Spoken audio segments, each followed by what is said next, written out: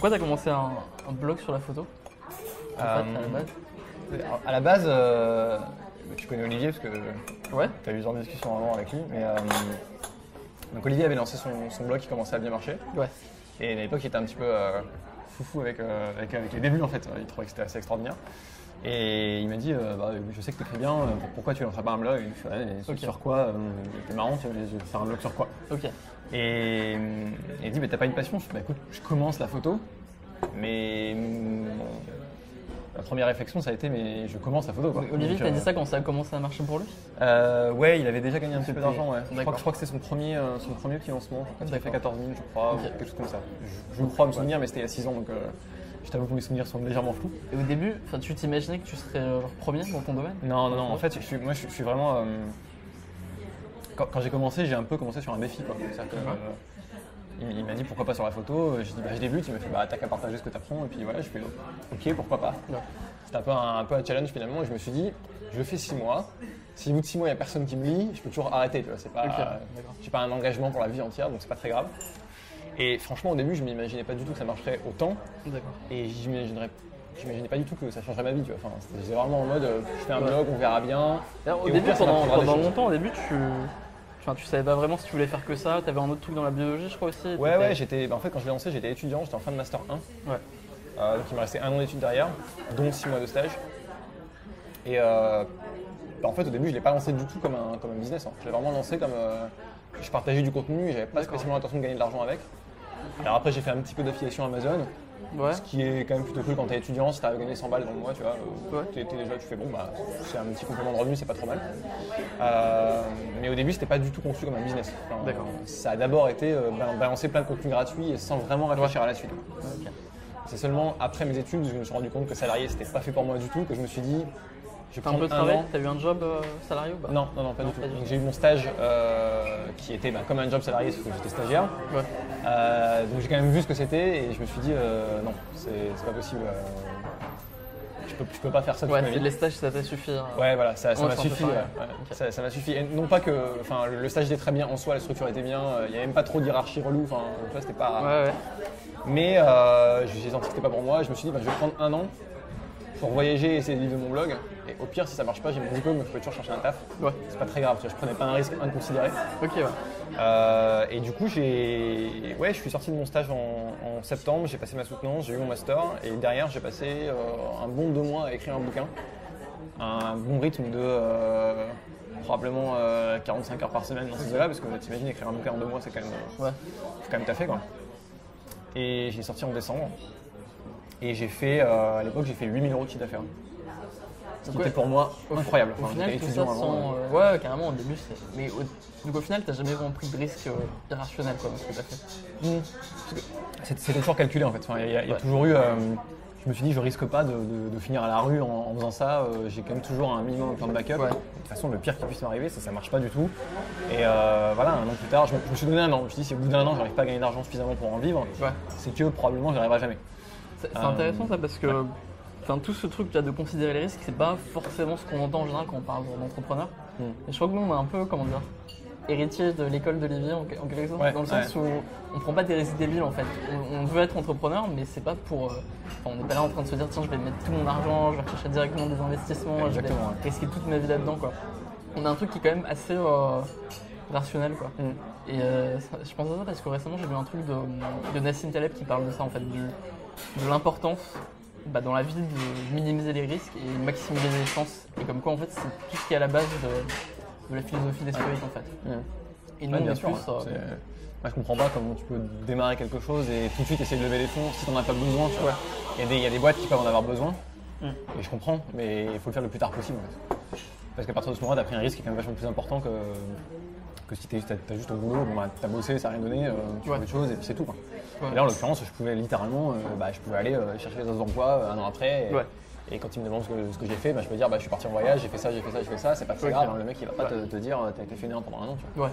T'as vraiment essayé des trucs, ça n'a pas marché. Et au début d'ailleurs tu finissais tes études, t'écrivais genre un article par semaine environ? J'écrivais 2 articles par semaine pendant 1 an et demi. Et ça te prenait genre combien d'heures par semaine tout ça? Ça me prenait, je dirais à peu près, le blog me prenait 10 heures en tout. Ah, quand même. Ce qui est quand même gérable. Parce que alors, au début, j'étais étudiant et en dernière année de master, on n'avait pas beaucoup de cours en fait. Donc, j'avais un job étudiant à côté et je faisais le blog. Parce qu'on n'avait pas beaucoup de cours par semaine, donc j'arrivais à le gérer. Après, pendant mon stage, je bossais à temps plein. Plus 3 heures de transport par jour, donc j'avais quand même des très grosses semaines. Ok. Et du coup, je profitais du train typiquement quand j'écrivais mes articles dans le train, parce que j'avais 1h30 le matin, 1h30 Ouais, le soir, tu tu vois. faisais Donc, ton j'utilisais le temps mort parce que de toute façon, j'avais rien à faire dans le train, donc même si j'avais beaucoup envie de dormir. Ok. Mais j'ai continué à écrire. Et aujourd'hui, donc, quand tu continues à écrire, tu as une routine un peu de productivité ou des habitudes qui te permettent de faire ça? Ouais, je dirais pas que c'est que. Enfin, j'écris pas tous les jours forcément, mais quand j'écris, je sais que ce qui marche pour moi, c'est d'aller dans un café, quoi. Typiquement, je suis dans un café qui est littéralement à 50 mètres de chez moi. Enfin, je sors de chez moi, j'y suis en 1 minute, c'est vraiment juste à côté. Donc, enfin, concrètement, ça change presque rien. Je suis au même endroit géographiquement. Ouais. Mais pourtant, le fait d'être dans un café, ça arrive. Et pourtant, le café a le wifi, j'ai internet, tu vois, j'ai mon smartphone dans ma poche. Ouais. J'ai autant accès à internet que chez moi, Ok. mais je me laisse beaucoup moins distraire. Alors que paradoxalement, il y a du bruit autour. Peut-être parce que les gens regardent par-dessus ton épaule et ils disent il fait ses journées sur Facebook. Peut-être qu'il y a. Après, il y a des théories là-dessus. Hein. Tu sais, tu connais le site Coffeetivity. Ouais, tu m'en avais parlé. En gros, ouais, quand il y a du bruit, t'es forcé de te concentrer alors que quand c'est le silence total. Ouais. Mais ça pense à plein de moi, trucs différents. je fais vraiment je fais le lien avec ce dont tu parlais sur le flow. Ouais. Je pense que c'est vraiment ça me donne juste le petit bout d'information supplémentaire qu'il me faut pour avoir le cerveau qui arrive à saturation, quoi. Et par contre, je sais que si je fais des tâches qui sont plus qui demandent un petit peu de réflexion et de créativité, quoi. Typiquement, je sais pas, répondre aux mails de mes clients ou des choses comme ça, tu vois. Ouais. Je fais de moins en moins, mais il y a encore quelques mails auxquels je dois répondre personnellement. Ça, j'ai plus mettre de la musique parce qu'il faut plus d'informations pour arriver à la saturation, parce que c'est une tâche qui est un peu moins compliquée finalement. Ouais, comment ça? Et je sens bien la différence. Et moi, dans un café, ça marche très très bien pour moi pour aller écrire. Ok. Et je peux t'écrire un article d'une traite en 2h30, je prends quasiment pas de pause en fait. C'est très. Je fais pas de pomodoro et des trucs comme ça, quoi. Ok. Tu sais que Benoît, les gens de Bonne Gueule, ils répondent à quasiment tous les mails et tous les commentaires. Après, ils ont une team aussi ils ont une team, qui répond dessus. Moi, après, j'ai 2 freelances qui répondent à tous les mails reçoivent une réponse maintenant. Ok. Là aussi, je me suis inspiré de Bonne Gueule parce que j'ai trouvé ça. Je me suis dit, en fait, c'est bizarre quand tu arrives sur le site, t'es pas censé savoir combien le mec il a de trafic par mois, tu vois. T'es pas censé savoir qu'il reçoit 50 mails par jour. Ouais. Et si tu reçois pas de réponse, ça peut être un peu. Tu vois, ça enlève un peu de proximité. Et du coup, j'ai embauché une freelance exprès pour répondre aux questions des lecteurs du blog. Donc des gens qui n'ont rien acheté, tu vois. Et qui m'achèteront sans doute jamais rien pour la plupart. Ouais. Mais n'empêche que j'ai envie qu'ils aient une réponse, parce que déjà ça peut les aider en photo. Ouais, et la plupart du temps, c'est juste parce qu'ils n'ont pas trouvé l'article sur le blog qu'il faut. Et je peux comprendre, il y en a 350. Ça peut être difficile de trouver l'info. Okay. Et ouais, je trouve ça important d'avoir un retour quand ils écrivent. J'ai honte, je réponds pas à tous les mails, je vais répondre à tous les mails maintenant. Après, Après, j'ai investi de l'argent pour le faire, parce que c'est sûr qu'en temps, c'est juste impossible. Tu peux pas répondre à 50 mails par jour. Ouais, mais si tu mets une réponse courte, c'est vrai que ça prend pas mal de temps. Ouais, ça prend de l'énergie aussi. Est-ce que tu as eu dès le début des concurrents un peu dans ton domaine? Est-ce que tu as toujours été un peu seul? En fait, quand je suis arrivé, il y avait 2 types de sites qui parlaient de photos, plus ou moins. Ouais. Enfin, les 3 types. Il y avait les magazines, ce qui est vraiment un magazine photo où il y a beaucoup d'articles, beaucoup d'actualités, des choses comme ça. Donc, pas du tout ce que je fais. Ok. Il y avait des sites, des portails photos où il y avait des conseils photos dessus, un petit peu comme ce que je fais, mais souvent écrits par plein d'auteurs différents, dans des styles différents, pas toujours très bons, et souvent un peu impersonnels, enfin très professeur sur l'estrade, quoi. Très magazine, assez sérieux en fait dans l'approche. Et après il y avait des blogs plus personnels de personnes, mais qui montraient leurs photos. Ouais. Ce qui a un intérêt, mais c'est pas pédagogique. Enfin, pour un débutant, c'est pas la première étape dont il a besoin, quoi. Okay. Et donc moi j'ai un peu fait un mix du côté personnel, un peu marrant et on se prend pas trop la tête. Et du côté... Toi, quand tu as commencé, tu te présentais pas du tout comme un pro et tu disais voilà, j'étais complètement transparent sur la démarche. Je leur ai dit, moi je débute, je partage juste ma progression. Moi j'ai commencé la photo en avril 2010, j'ai commencé le blog en juin 2010. Okay. Donc vraiment juste après. Après ça faisait un moment que je lisais sur la photo, avant d'avoir mon premier appareil.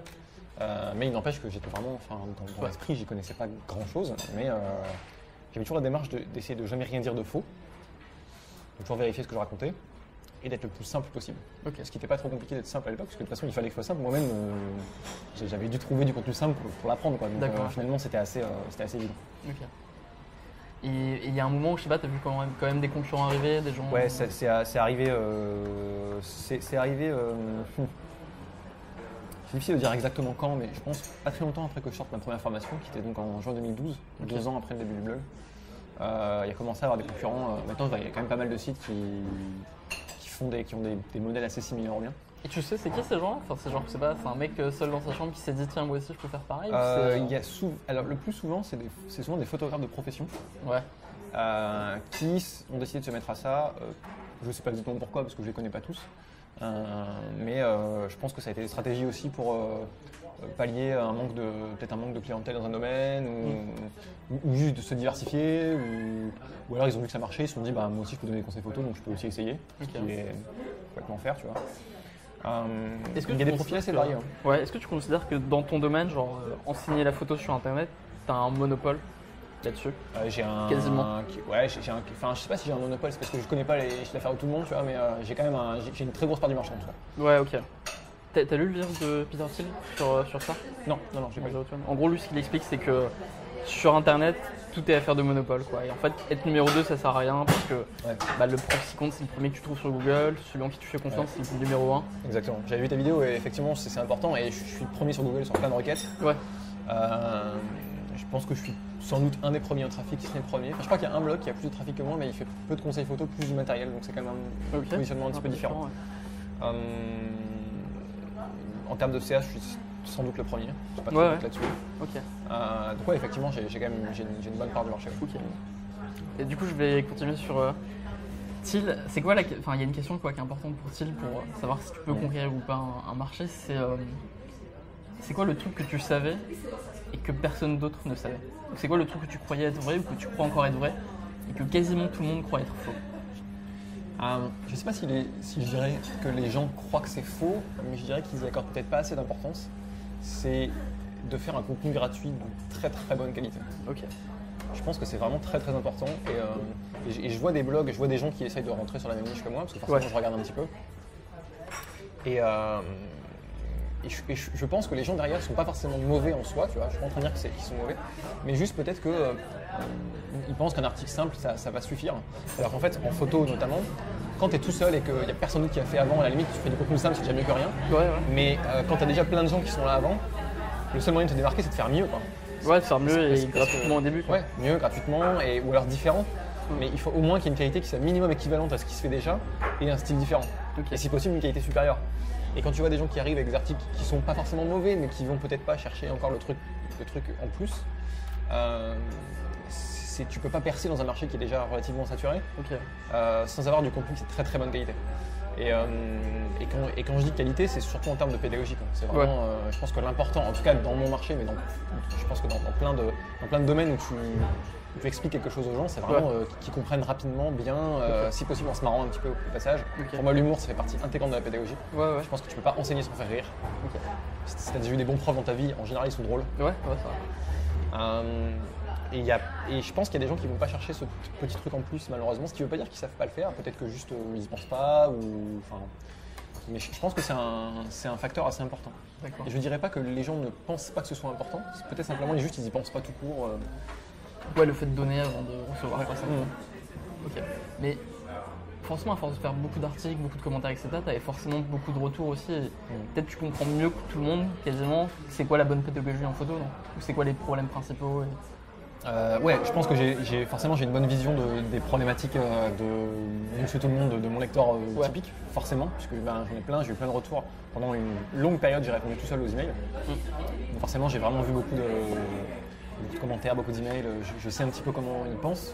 J'ai fait des sondages aussi avant de faire mes produits et du coup j'ai eu vraiment des réponses très détaillées sur leurs problèmes, leurs frustrations, etc. Donc ça je le connais bien. Je pense pas être le seul à le connaître quand même, parce qu'il y a aussi d'autres gens qui font des bons produits, qui font du bon contenu, il n'y a pas que moi qui fais du bon contenu en photo, tu vois. Et je pense que, je sais pas, moi la pédagogie en fait c'est un truc que j'aimerais bien. En fait j'aimerais bien enseigner la pédagogie, mais ça me semble assez naturel chez moi. Et du coup j'ai faut un peu que je fasse du rétro-engineering sur moi-même pour le faire. Parce que je sais pas exactement comment je fais. Je commence à comprendre des fois ce que je fais. Mais à la base c'est vraiment une démarche de complètement décomposer.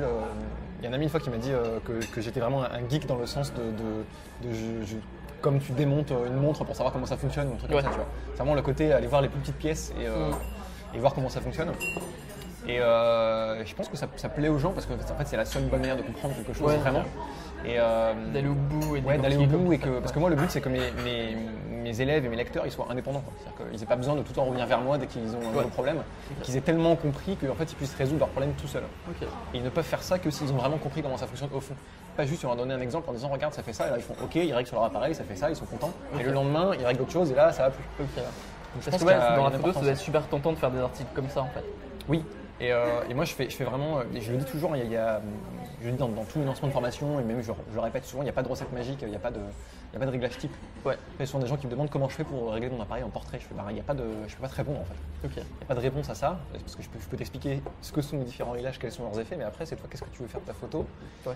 Et après, s'il me dit comment je fais pour obtenir tel rendu qui me montre une photo, là je peux, parce que je vois une image, je peux lui dire il a fait comme ça et comme ça. Ok. Et tout en précisant toujours que tu peux aussi faire complètement autrement et quand même avoir un bon résultat, quoi. C'est pas, faut pas rester complètement dans les cases. J'essaie de les.